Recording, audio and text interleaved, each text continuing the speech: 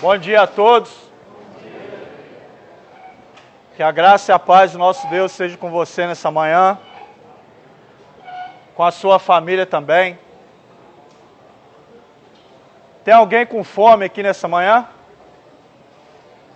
Será que a gente se alimentou bem para vir para cá hoje, nessa manhã, ou tem alguém com fome? O texto que eu trago para nós hoje encontra-se em João, o Evangelho de João, capítulo 6, só um versículo.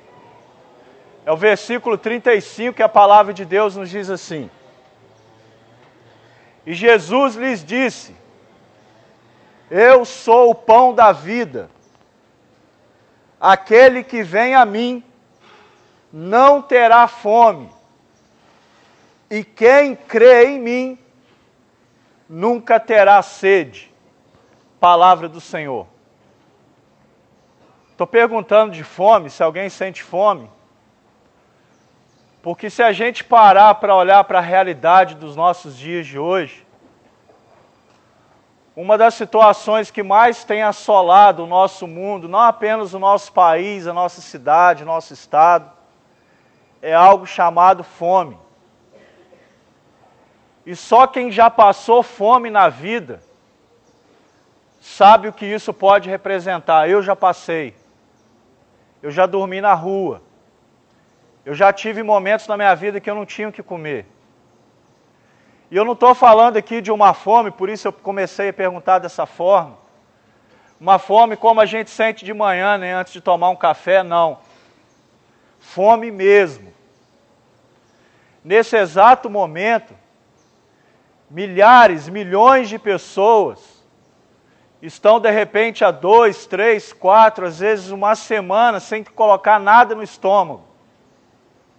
Nesse exato momento, existem milhões e milhares de crianças revirando os lixões das cidades por aí afora, dividindo com os urubus, com cachorros e com tantos outros bichos, restos de comida para se alimentar, para comer, para matar uma fome que é física. E nós, muitas das vezes, não reconhecemos, não agradecemos ao Senhor, entre aspas, pelo pouco que temos, ou por aquilo que Ele tem nos abençoado. Muito pelo contrário, muitas das vezes nas nossas casas a gente joga comida fora, a gente desperdiça. Enquanto muitas pessoas que estão lá fora estão passando fome. A fome é uma dura realidade. A fome ela faz parte dos nossos dias nos dias de hoje. A fome ela é cruel. A fome tortura. A fome mata. Basta a gente não precisa nem ir para a televisão, acessar a internet, jornais, não. Basta a gente prestar mais um pouco de atenção na vida do nosso próximo, daquele que está do nosso lado, do mais necessitado. Em Itaperuna mesmo, se a gente andar muito, geralmente ali pela Beira-Rio, a gente se depara muito com esse tipo de coisa. Pessoas que vivem à margem, muitas das vezes também da criminalidade, claro, das drogas, lançadas no mundo do vício, do álcool. E de repente, quando a gente olha para essas pessoas, a nossa primeira atitude é o quê? É apontar o dedo, Ah lá, um vagabundo, uma vagabunda, desculpa a expressão, que não gosta de trabalhar, mas a gente não para. Claro que tudo tem a sua relevância, tem o seu contexto. Mas muitas das vezes a gente usa desse papel de julgar, mas eu não quero falar de julgamento nessa manhã. Essa manhã eu estou falando de fome, quero ser bem breve nessa manhã também. Como eu disse, a fome ela é cruel, ela tortura e ela mata o ser humano. Mas existe uma fome que é muito mais profunda e muito mais forte do que a fome espiritual, do que a fome física. É uma fome espiritual. E eu dizia, no início, que existem pessoas nesse momento que estão com seu estômago vazio. E da mesma maneira existem milhares de pessoas nos dias de hoje que têm dentro de si, que trazem dentro de si um enorme vazio. E esse vazio tem a forma de Deus. Somente Deus, através do seu Filho Jesus Cristo, pode preencher esse vazio na nossa vida, na sua e na minha. A gente está aí, né, se aproximando do período de carnaval, e muitas pessoas vão buscar se preencher nos prazeres da vida. Carnaval é festa da carne. O significado de carnaval é festa da carne. Surgiu no tempo babilônico, mas isso fica para um próximo capítulo. E muitas pessoas vão buscar nesse tempo de carnaval preencher os seus prazeres, preencher o vazio da sua vida, da sua alma até, com os prazeres da carne.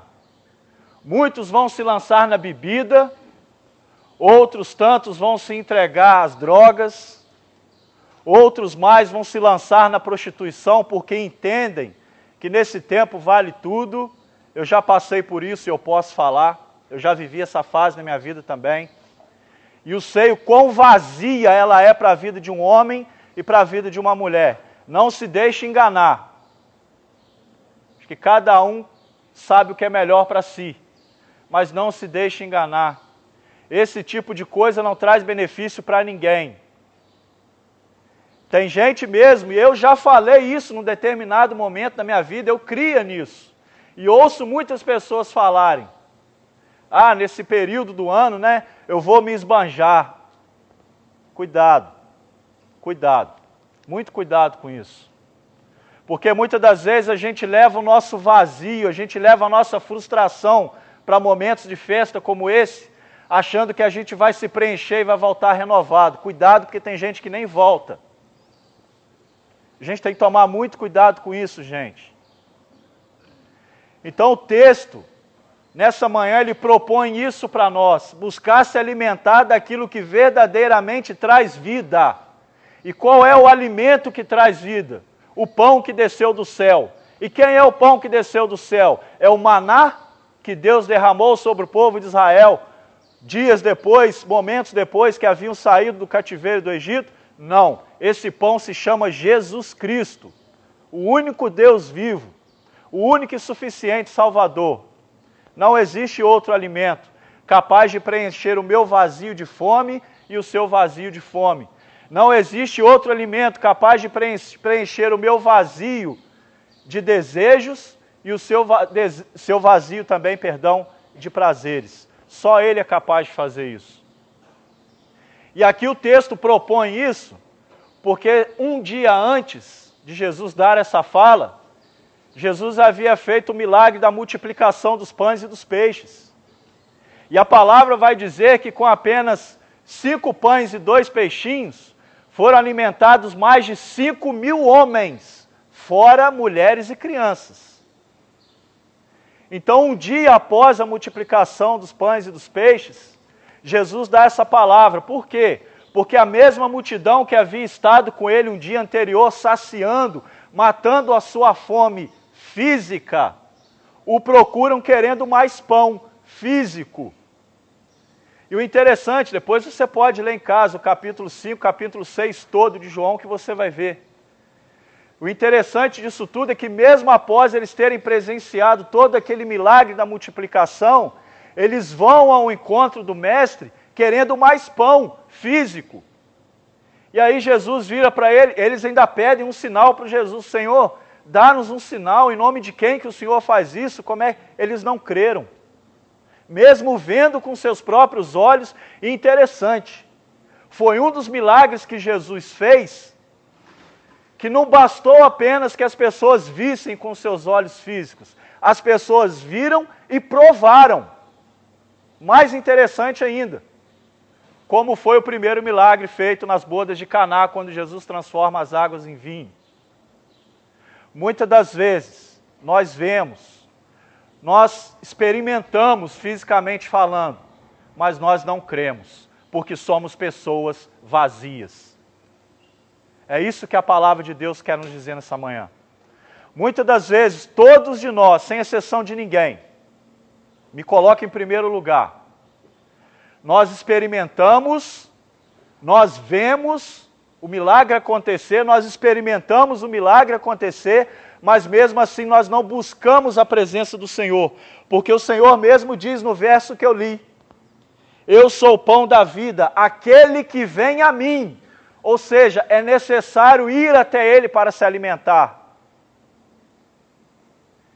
E aí eu encerro por aqui dizendo, Ele é o pão vivo que desceu do céu, para trazer alimento, mas não é, repetindo, não é um alimento físico, é um alimento espiritual. E para todos aqueles e aquelas que esperam e confiam no Senhor, como diz a palavra, Deus tem preparado um banquete espiritual, com uma mesa regada à salvação, para todos aqueles e aquelas que nele esperam e nele confiam, porque Deus tem compromisso com aqueles que têm compromisso com Ele, e Deus deseja alimentar aqueles que têm fome e sede de justiça, e Ele é a única fonte que pode saciar essa fome e essa sede. Amém? Deus te abençoe no nome de Jesus.